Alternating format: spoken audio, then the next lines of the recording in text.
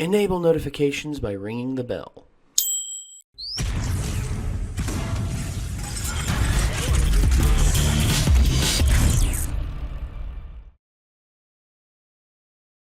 So, seeing as how Heather and Ben are not down here right now, we are deciding to do another one-off kill count here. This is the Belko experiment.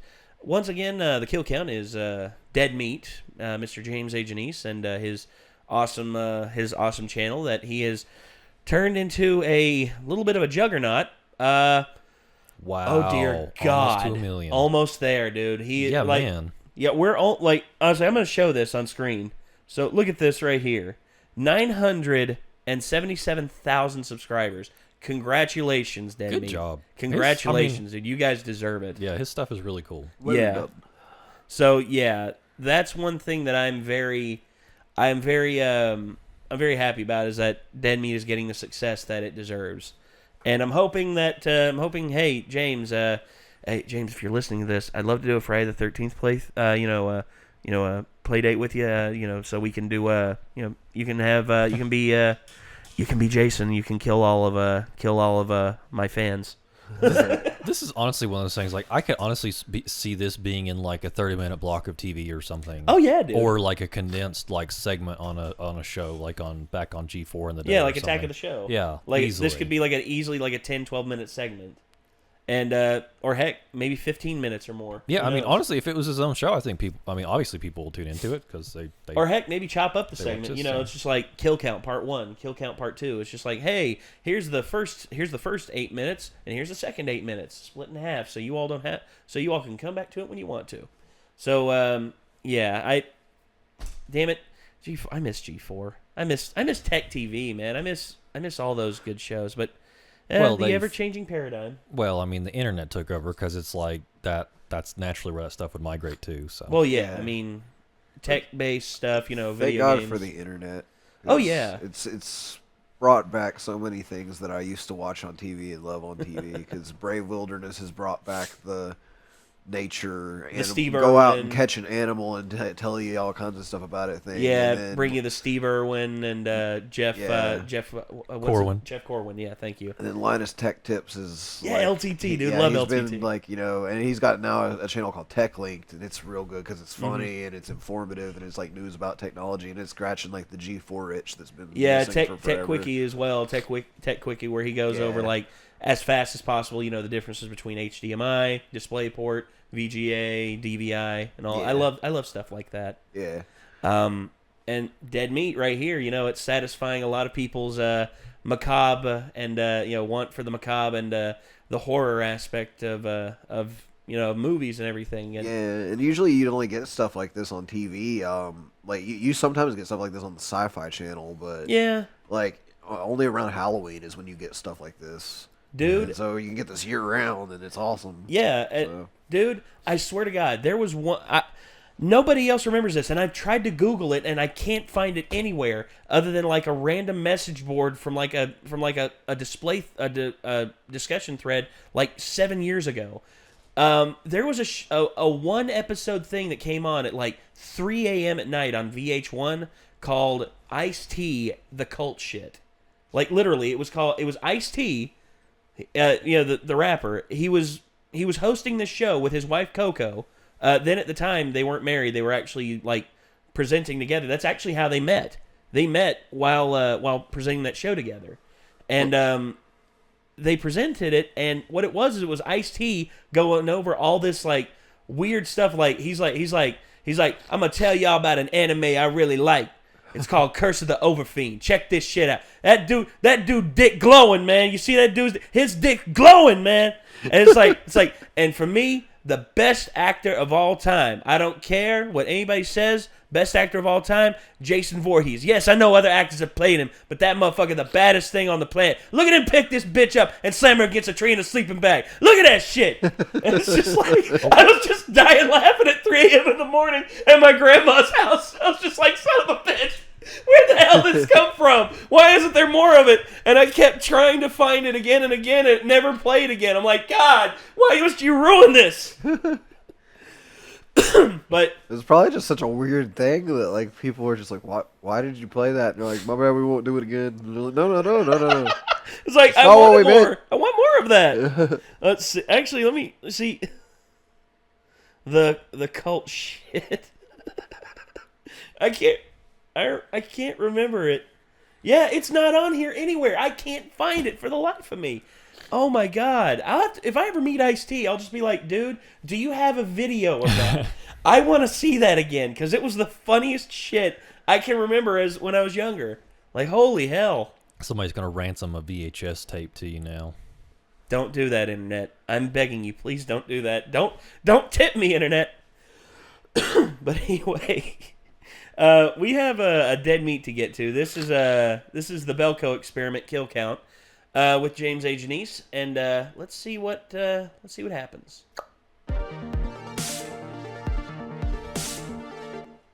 Welcome to the Kill Count, where we tally up the victims in all our favorite horror movies. I'm James A. Janice, and today we're looking at the Belko experiment, since it won the YouTube poll I posted a few weeks ago. The Belko experiment was written by James Gunn in 2007, but by the time production began in 2015, he was a bit too busy with the MCU to direct it himself, so Wolf Creek director Greg McLean took over. And to me, the resulting rift in tone kind of hurts the final product. Gunn's script is full of dark humor, but McLean's direction takes the material a tad too seriously, and we wind up with an uneven movie that gives me tonal whiplash. Belko has gleefully been described as Office Space meets Battle Royale. A fair enough description since, hey, it's got John C. McGinley in it, and he was one of the gods in Office Space. The premise is simple. At an office building in Colombia, 80 American employees are told that they have to start killing each other, and that's pretty much it. The Belko experiment, like Battle Royale, has the most horrifying concept in the world to me. Average, everyday people being forced to murder or be murdered. Y'all know me, I want you to be good people. Well, what are good people supposed to do in a situation like this? Let's find out and get to the kills. The movie begins in the capital of Colombia, where a single imposing building stands representing American capitalism and PC load letter. Industries. Looks like today has some extra security going on, as COO Barry Norris, played by Tony Goldwyn, notes the guards are new faces, and these new faces are checking every nook and cranny on the vehicles driven in by the American workforce. Also, the local employees are being sent back home. All right, 3-day weekend. The opening credits play over a montage of future victims and close-ups on office supplies that we'll sadly never get to see used as weapons. Also, there's a big rack of monitors and a switchboard somewhere. Those are important. This movie's got a real big cast, and you're about to see them all murder each other. So let's get to know a few faces before all the killing starts. New hire Denne, played by Melanie Diaz, is meeting with Vince, the head of HR, on her very first day. She mentions that she got the standard company tracer put in her head the day before, an electronic tag meant to protect her and all the other employees from kidnappings. A likely story. Denne meets some friendly faces, like Vince's assistant Razia, as well as Roberto and Leota, two other employees who befriend her right away. Fun crowd, but I'd rather hang out over here with Peggy, played by Rusty Schwimmer, who was the abrasive diner owner in Jason Goes to Hell, and Keith, played by Josh Brenner, he of the big head and small ambitions. Leandra, played by Adria Arjona, is getting leered at by Wendell, played by everyone's favorite snarky doctor, John C. McGinley. She tries to tell him off using the office's weirdly backwards messaging system, but she has to resort to just closing the blinds on him to get real privacy. You know, the kind of privacy that'll let her make out with her boyfriend, Mike Milch, played by John Gallagher Jr. All of these characters and plenty others get their day interrupted by a voice coming over the intercom. There are currently 80 of you in the building. In 8 hours, most of you will be dead. Your chance of survival increases by following my orders. Your first task is simply this. Murder any 2 of your fellow employees within the next half hour. Yep, that's it. They say it doesn't matter how, but if 2 people aren't dead in 30 minutes, there will be problems. The employees aren't sure how to react to it, whether it's a joke or whether they should be concerned or what. But the phone lines are dead, cell reception is non-existent, and it looks like they ain't getting out of there anytime soon, because that building is quickly becoming a bunker, which is more than a little concerning. With most employees gathered in the lobby, Barry takes control and tells everyone to remain calm because it's probably just some kind of prank, bro. He ends the powwow with some excellent corporate buzzwords. I'm gonna go work on that, and I'll circle back to you as soon as I can. That guy knows how to business. Mike asks head of maintenance, Bud, played by Michael Rooker, if he can do anything about those walls. His name is Merle, damn it. Lonnie, the Robin to his Batman, they discover ain't nothing getting through that metal. They're shut in tight. I know, Plus, the air conditioning's been turned off. All of that, combined with those scary new guards, has Mike concerned that Barry's wrong about it being just a prank, bro. So what are you saying? We should pick out a couple folks to kill? No. Got it. It's a joke, Mike. Barry tells Mike that he's probably just wigging out a little bit and that things will be okay. Keith, Denne, Leota, and Roberto go up to the roof and try to flag down one of those new guards that they see. But this is none of his business, so he completely ignores them. There's another group of that meme. That was a good reference. It They're getting high. It includes Marty, played by James Gunn's little brother Sean, and Chet, who I would just love to have give me a big old bear. Abraham Marty and tells Ruby. the others that this whole thing is just a psychological test, man, and that they just want to see how the employees react to all this. Look at me. Look how fucking chill I am. They lose, man. But then the chick next to him's head blows up. Oh yeah, that's not just a prank, bro, or a psych test. This shit's for reals. And the heads keep popping down in the sweltering lobby, with another 3 employees getting their heads blown up by mysterious means that people at first assume is gunfire, but then realize Like his head exploded from the inside. that's right. The explosions are coming from inside the head. Yep, it's those tags that everyone had installed in the back of their heads when they began working there. So that sucks. Mike gets thinking fast. He grabs a box cutter and heads into the bathroom, where he starts slicing into his own head to get rid of the baby brain bomb. Unfortunately for him, the voice hears all, sees all. Michael Melch, set down the knife immediately, or we will detonate the explosive. They give him a countdown, and he stops before it ends, saving his head. Later on, Vince and this guy Terry discover that there are indeed cameras everywhere. As Mike gets stitched up, Wendell increases his creep factor, telling Leandra how he clocks all the quote-unquote flirtatious looks and emails she sends his way. Fuck off. Yeah, fuck off, Wendell. Back in the lobby, Barry strikes up a convo with security guard Evan, played by James Earl, and asks him for the keys to the armory so he can make sure the guns in there stay safe. Wait, what? I'm sorry, this building has an armory? That sucks. When Evan refuses, Barry tries to pull rank, but Evan nominally quits his job in response. He'll just hold on to those keys for now. Thanks, Barry. Down in the basement, Bud is trying to fix the air conditioning while Lonnie is slowly losing it. Can't be good for his little Lonnie brain when the voice returns over the speakers. It says they'll be getting the results they want whether the employees play along or not, and lays out some ground rules. No more dismantling cameras, and no more attempting to remove the head explosives. If you do either of those, you're going to come down with an acute case of brain blow-up-itis. Then, the next directive. There are currently 76 of you left in the building. In 2 hours, if 30 of you are not dead, we will end 60 of your lives through our own methods. Begin. And we're off. Some people, like Wendell and this big dude Antonio, immediately start arming themselves with whatever they can find in the kitchen. Others, like this lady Agnes, just want to find a place to hide. Lonnie's really freaking out now, and when Bud tries to calm him down, he gets a reflexive wrench to the head. Oh shit, Lonnie, did you even mean to do that? Oh wow, yeah, that is one beaten skull, dude. It's a real memorable moment as Bud struggles with some acute brain damage before slinking to the floor dead. A death all the more surprising due to Rooker's acting pedigree. Witness to this somewhat accidental murder was Denne, and when Lonnie sees her, he grabs her and starts swinging that wrench at her. She fights back and slams him back against the wall where there are some inconvenient pipes sticking out, one of which goes straight into the back of his head, killing him. Well, that's 2. Maybe 28 more people can die accidentally. Bye, Lonnie. Everything will be okay. In the cafeteria, where most of the employees are, Barry says they have to consider all options at this point, and different ideologies. Horror movie rebar. Mike being very much against even considering randomly sticking out anywhere. As if Tony Goldwyn talking about killing people wasn't scary enough already, Vince lets slip that the COO is apparently ex-Special Forces. As everyone else goes off to make some rescue signs, some of the more utilitarianist guys stay behind and start talking about how their families need them at home. They take the blowtorch to that aforementioned armory in order to obtain the stash of guns kept there. Mike and Evan are against the plan, and when Wendell threatens them because he's such a big, strong man, Evan pulls out his handgun, showing tensions are getting real high. Mike talks him down from killing anyone, but also dismantles the blowtorch so there won't be a new slew of weapons in the mix. That was a stupid fucking move. Looks like Leandra agrees with Barry, chastising Mike for pissing those dudes off, and also for not considering the realistic possibility that they may need to actually kill someone. I get that this premise is a good way to explore how different people might approach a kill or be killed situation like this, but there's still something supremely off-putting about how acerbic Leandra gets with her boyfriend. Seriously, I'm just starting to think you're just stupid. Hey, fuck you. She eventually calms down, but again, it's jarring to have serious character moments like this back to back with funny stuff like Marty and his crew deciding that the company must be drugging them through the drinking water. That's gonna get moldy. Especially considering the stuff that's about to happen, the tone just isn't well blended. A big group of people go to the roof and try hanging the rescue signs from it, and gunfire from the armed guards on the ground, and the voice saying that if they try it again, they'll have some exploded heads to clean up. In the stairwell on their way back down, Barry's crew attacks Mike and demands the keys from Evan. When he throws them down, Wendell stabs him with a knife, because that dude is just one enormous asshole, in addition to being a pervert. Don't you call me pervert.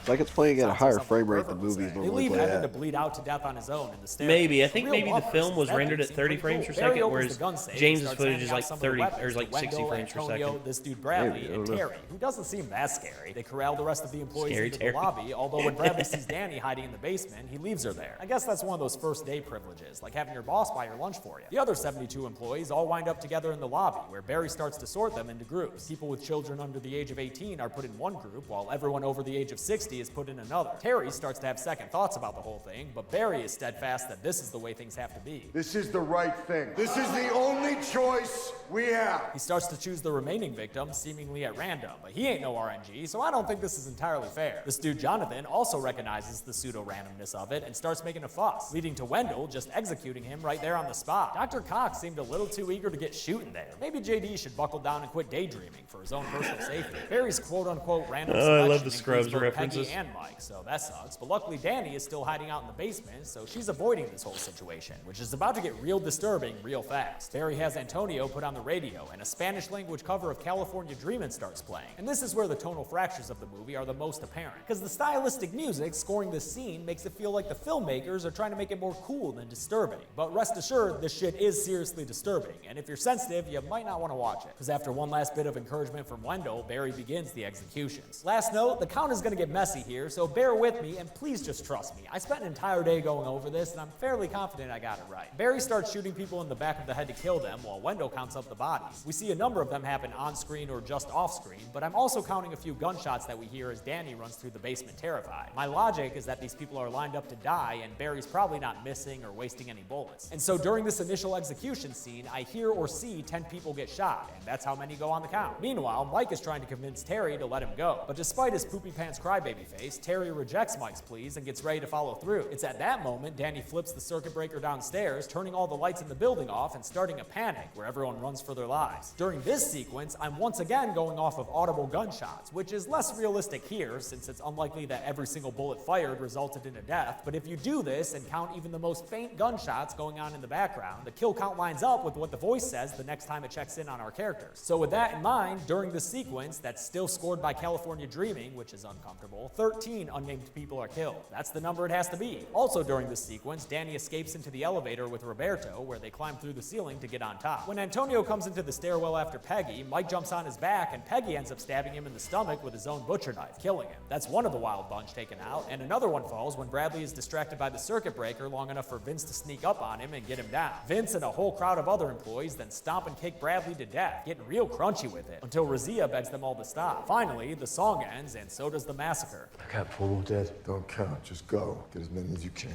That's right, Terry, no need to count, because the voice comes back on and says they're at 29 people killed, one short of their quota, and that they only have 2 minutes left to kill someone else before an additional 30 get off. So when Leandro gets the jump on Terry and gets him begging for mercy with the blade of a paper trimmer, you'd think it'd be an obvious kill. After all, this dude was just executing her co-workers a few minutes ago. But she can't bring herself to do it, so Terry is saved, until the voice comes back on to give him a record deal. To say that 31 additional employees will now be eliminated. And the first to go is, in fact, Terry. As some non-diegetic Tchaikovsky starts playing, we watch as dozens of employees fall victim to the messy, squishy explosives going off in their heads. Again, with the classical music playing over this whole thing, I'm not sure exactly what the filmmakers are going for, but I have a feeling it's more of a look how awesome and edgy this scene is, rather than a yo, this shit is fucked up type sentiment. And that upsets me, given the otherwise very grounded portrayal of these people as human beings. The kills include second-tier characters such as Leota and Peggy, whose death is real sad as she shares one last look of terror with Mike. Then it's finally over. Stop. Well, okay, sorry. Now it's finally over. Keith makes 31 for the head explosions, and with the count that I've been doing, we're all squared up. There have been 64 employees killed, and only 16 remain. The survivors are left cowering in fear, or in the case of this dude Tyson, chilling in the freezer. Oh, hey, look, everybody, it's Tyson McGinnis. I wonder where he went.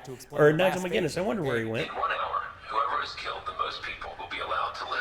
It rattles off the current tally, which has Barry in the lead and Wendell in a near second, and Wendell's looking to shore his numbers up, so he takes a cleaver to the 2 people he finds in the bathroom, Mark and Agnes. We see Agnes die after a few other people. That's why the kills are numbers 65 and 69. I'm just grouping them together here because it's easier for the graphics. Head of HR Vince has 1 accredited kill, so he reluctantly starts to add more, starting with his own secretary, Razia, and continuing with his other unnamed employee who tries to run away. This one chick, Lorena, tries her own method at survival by exposing herself to Barry and telling him he can have her if he doesn't kill her. A real sad point of desperation, made even sadder by how much it doesn't work, since Barry tells her he can't waste a bullet and instead twists her head around in a CG effect not much better than that one in Freddy vs. Jason. Barry gets in the elevator that Danny and Roberto are on the roof of, and when he hears them up there, he starts to open fire. Danny's like, "This is my floor, thanks." While Roberto is faced with the prospect of getting crushed by the ceiling. He tries to escape, but is instead crushed between the roof of the elevator and the ceiling of one of the floors, killing him and also stopping the elevator dead in his tracks, temporarily trapping Barry inside. I take that back. Leandra, armed with a gun Estevez now, got a comes break across line to Marty the and head. Chet, who are removing the bombs from the heads of anyone who died with them intact. Their plan is to put them against the wall and blow a hole through to the outside. An unlikely plan, but at least it's something. Leandra wants Mike in on it, so she gets on the intercom and asks him to come meet her on the first floor. On her way there, in the cafeteria, she finds Wendell dragging Tyson out of his freezer hiding place, cleaving him to death to get one more kill under his belt. Although maybe he was just taking that Tyson meat out to thaw for later use. But Leandra's not interested in Wendell's frozen dinner, so she shoots him, knocking him to the ground. She takes cover behind a table with Chet and Marty, but unfortunately, Wendell fires back with his gun, shooting Chet through the head, and as Leandra and Marty push the table towards him, Marty through the throat. Sad to see both those characters go, but I'm happy they lasted as long as they did. Leandra pins Wendell down with the table, then stands over him with a fire axe. As Wendell cries in disbelief, she goes friggin' nuts on that dude's face, hacking it to a bloody pulp against the floor. And that's a wrap for our secondary antagonist, who goes out with a seriously gnarly smashed head. On his way to the first floor, Mike picks up this cafeteria lady. She goes De Niro.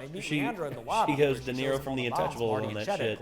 Mike pockets them for later use. Out of nowhere comes Vince with a Molotov cocktail. He throws it and it splashes onto Liesel, burning her to death and knocking the survivors down to the final 5. Sorry, Liesel. At least you outlived the pervert. Don't you call me pervert. Alright, I'll just call you smashed in face dude. Is that better? Vince tosses more cocktails, sending Mike and Leandra into the stairwell, while Barry's coming down at them with his gun. He fires at them, but they get away, and when Vince goes to throw another cocktail, he gets a slug through the chest, courtesy of his COO. Vince goes down, another Belko employee dead. Take that, HR. Meanwhile, Danny's been being a total badass in the elevator shaft, monkey barring her way across the chasm, and eventually getting onto the roof of another elevator. She's been such a great player this whole game that it's frustrating as fuck when the script makes her decide to hop down into the elevator and this is a lot like DiCaprio and friggin' Departed. No fucking sense, and of course results in her getting shot in the head by Barry when the doors open. God so I was just like, that's the most after annoying death. freaking all that. Way smarter and more careful than that. Looks like Leandra ended up I agree. By Barry, so she and Mike make it to a James agreed with you. She can tell him she loves him and die. Real bummer for Mike, but an even bigger bummer for us. It's one of the last deaths of the movie, and she just bleeds out like a Linderman. With Mike real pissed at Barry for murdering his girlfriend, the final showdown begins. Mike leaps out and starts beating Barry, who definitely has the upper hand as a Special Forces trained fighter. Their brawl eventually accidentally turns on a projector, giving the sequence the backdrop of a PowerPoint presentation. Somehow, random slouchy office guy Mike is able to get the best of Special Forces trained Barry, and he starts beating him in the face with a tape dispenser. The cover image of the Blu-ray is born as Mike lifts the tape dispenser high above his head and brings it down on Barry's skull over and over, pulverizing his face in yet another real gnarly broken head effect and killing him to end the Belko experiment. I mean the experiment itself. The movie's not over just yet. The walls around the building go down and armed guards come in to escort Mike out of the office building. They take him to the next door hangar that looks like the headquarters of Sphinx, and Mike finally meets the man behind the voice, face to scarred face. The voice says they're part of an international organization studying human behavior and that they've learned a lot from these experiments. They try to give Mike a little questionnaire, but he cuts that shit short by saying he placed the explosives on the guards in the voice when they escorted him inside. He runs to the switchboard and starts flipping switches willy-nilly, killing the 2 armed guards with the explosives. Then he grabs a rifle and opens fire on the questionnaire guy and the cameraman when he tries to flee, killing a total of 4 altogether. The voice is left pleading for his life on the ground and tries to appeal to Mike's belief in life being sacred, but the time for that is over, and Mike opens fire straight into the voice's head, unloading an excessive amount of ammo into him and giving us the final kill of the film. Bloody and messed up beyond belief, Mike walks outside and drops his weapon to the ground. He stares up into the sky, probably wondering what sounds good for dinner, as the camera zooms out and reveals that he is still being monitored, along with a whole bunch of other people in similar situations. End stage 1, commence stage 2. Oh boy. Definitely an ending that sets up for a sequel, even though this one has enough kills for 4 or 5 movies on its own. Don't believe me? Let's get to the numbers. I had a friend who used to do that. Unlikely to be beaten anytime soon. 84 people were killed in the Belko experiment. Damn. For my research, that took way too long. It looks like there were 35 women and 49 men, but that could be off. I don't know for sure. With a runtime of 89 minutes, that comes out to a kill on average nearly every single minute. Good God. I'll give the golden chainsaw for coolest kill to Barry Norris, because it's a kill that actually utilizes an office supply, aka what the entire movie should have had instead of just a bunch of gun shooting and head exploding. Come on. Dolmache for lamest kill will actually be Denne, because I'm pissed at how unfair it was to her character. Denne was better than that, y'all. And that's it. The Belko experiment premiered in 2016 to mixed reviews and box office numbers, so who knows if we'll ever get that sequel. Speaking of sequels though, we're back on that Leprechaun grind on Friday with part 2. And until then, I'm James A. Janice. This has been the Kill Count. Thanks a lot for watching today's Kill Count. I want to thank a couple of patrons like Trisha Glasnovich and Jordan Shannon. My impression is that a lot of you like this movie a whole lot more than me, and that's totally okay. I express my opinions in these Kill Counts, but that doesn't make them the end-all, be-all appraisement of these movies. In fact, sometimes my opinion on movies is swayed by comments you leave. So if you love this movie, go ahead and leave a comment telling me why. All right, thanks y'all. Be good people. I thought it was cool at the end just because I was kind of expecting it to be like he walks outside, he survived, but his girlfriend and all his work buddies are all dead. Like, oh, horror movies are a bummer. But then it's like, he pocketed all those little explosive orbs, and then totally like when he was like, I can't believe you guys, he was like doop doop doop doop, and then just straight up just blew up these guys. I was like, how would they get out of this? And it's like, okay, that's pretty good. Yeah. I really like the ending. I agree. I agree with both of you. The ending is one of the better parts of the film. I don't necessarily agree with him on like the tone of it because I have difficulty describing it. But horror movies, they really tend to stick to like a formula a lot of the times. And so there's always like a certain style of music and sound design and everything. And like the classical music and the weird stuff, and everything, it made it kind of like seem, I guess, like avant-garde to an extent. Yeah. And it gave it like a different mood, and it might not be like the mood you would normally expect from something like that, but I just feel like artistically it kind of worked for some reason. Well, for you, yeah. I mean, you see, a lot of people attribute like musical choice, like for instance, one of the most odd musical choices I can remember for a movie that, honestly, at first when I heard that it was in it, I'm like, why? But then after seeing it, I'm like, okay, I understand what the director was going for.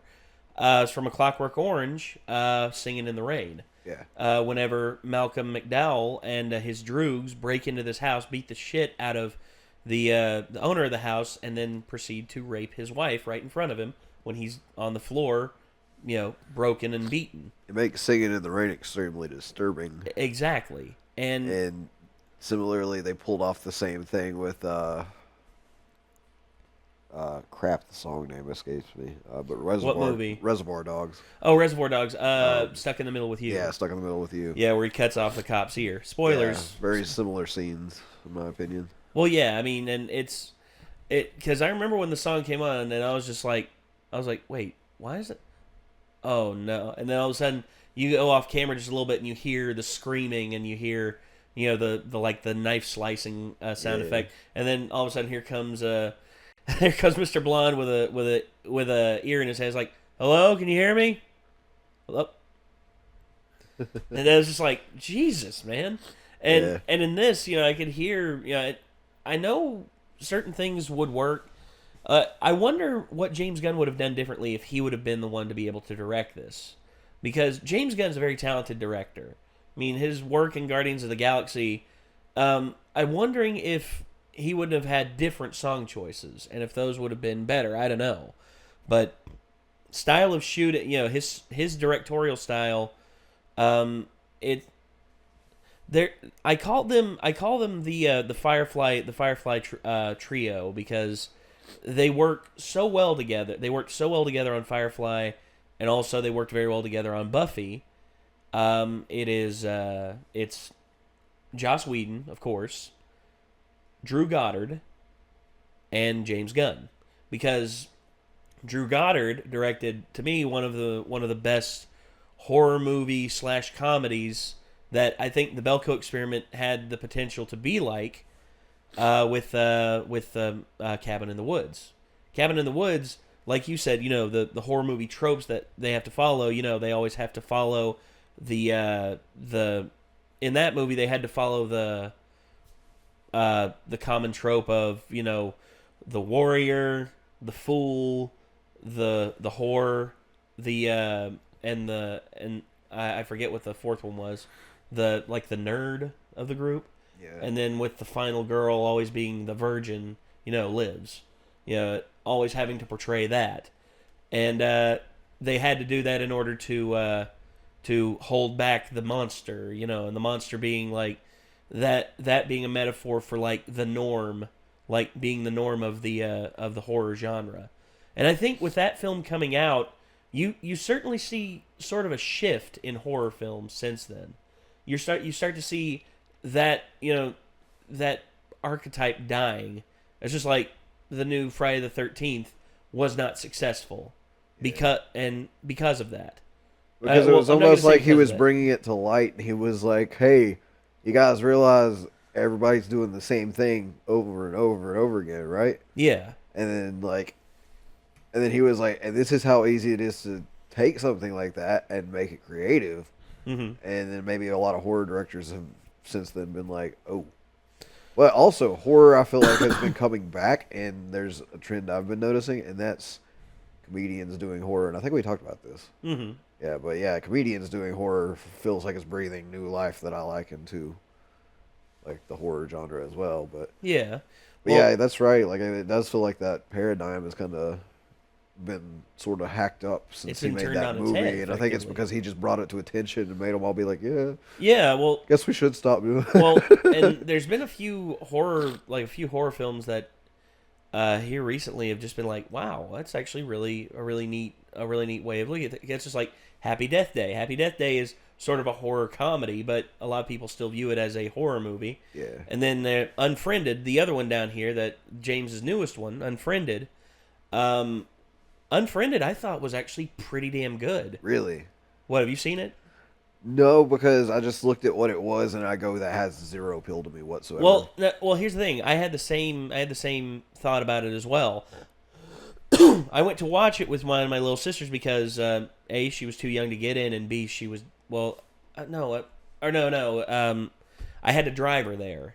She wanted me to go with her anyway, but I was just like, okay, fine. I go in, and I'm like, damn, this is actually pretty good. Because there's certain things in it, I'm just like, okay, so how are they going to do this? Oh, and there's also an appeal to, the full mystery as well. It's just like the blame game being shifted. Like, no, it's sort of a commentary on, like, nowadays, nobody wants to take responsibility for anything anymore. It's like, oh, you did something terrible. It's like, oh, but I deleted all the evidence of it. Did you? Did you really? And it's just like, yeah, it's completely and it's also a social commentary, but it's not like an overbearing social commentary. It's just like how we do everything online nowadays, and how addicted we are to having like the top rated comment or the most retweets or anything like that. Yeah, and for some reason I have trouble accepting like that as a horror premise. Like, well, I did too, but honestly, for me, it was the fact that it hadn't really been done like that before, and you get this feeling like, wow, this is like a lot of thought was actually put into how they are going to pull this off, and for the most part, it works. There's some parts I'm just like, but then all of a sudden they pull something out that you don't expect because it's a premise you've never really seen before, and to me, that's the interesting thing is like.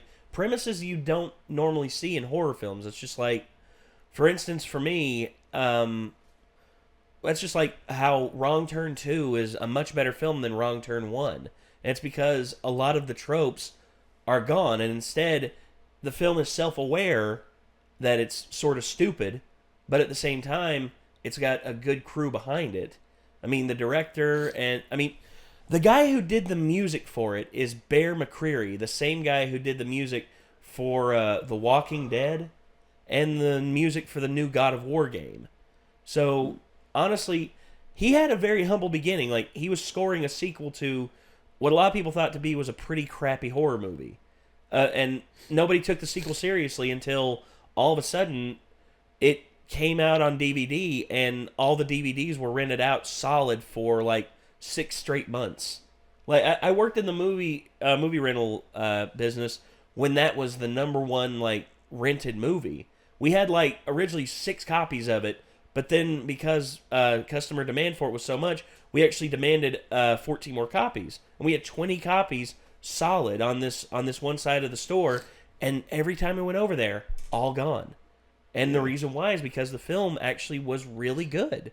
And because it presented the a non-typical trope, and was self-aware to some degree, kind of like how the Belko experiment is. The Belko experiment itself is self-aware that it's a silly premise, but at the same time, given a real-world scenario, if that were to happen in real life, how would you act? I think they're also, to an extent, like, I didn't feel like they were coming at it with the angle that they were, like, basically trying to trick you into being like, oh, we're doing something that's never been done before.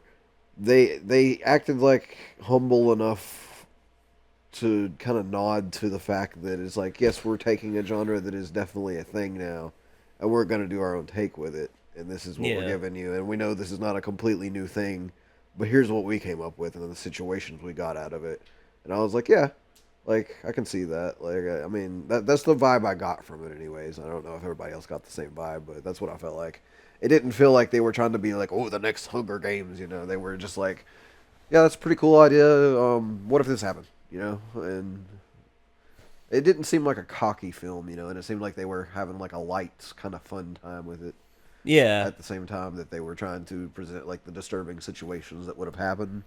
I think that's where the music like helped with me, because I was like, the music to me is what told me that yes, they were doing this horror film on a serious situation, but at the same time they were doing it in a way that they were having fun with. And that's why I liked it, because it was almost as if it was like them just being like, hey, how would this play out? Let's talk about some cool ways to make it play out, you know? And like, I kind of could see all of it, you know, being realistic to an extent. Yeah.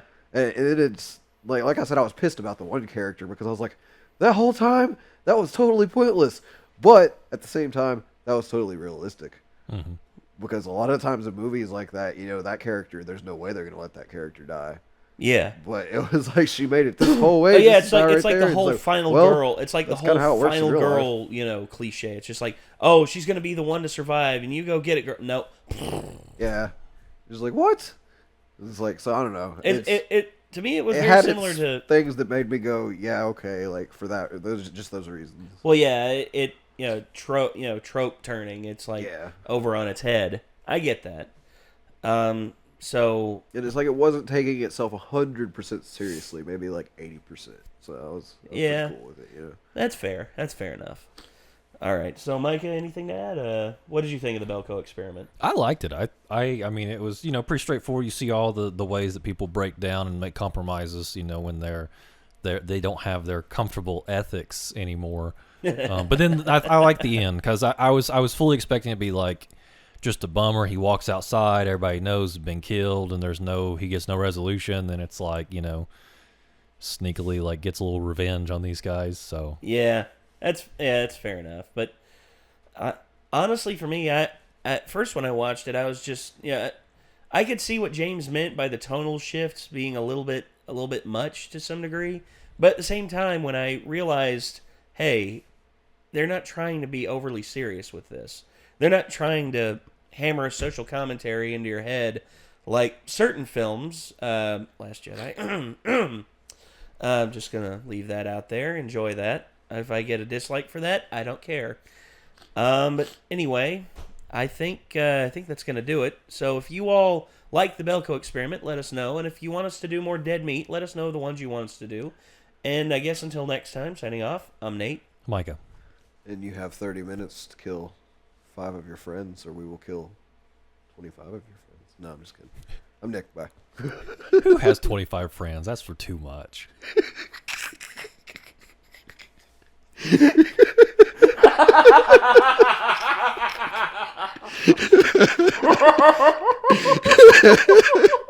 It's a good but sad point.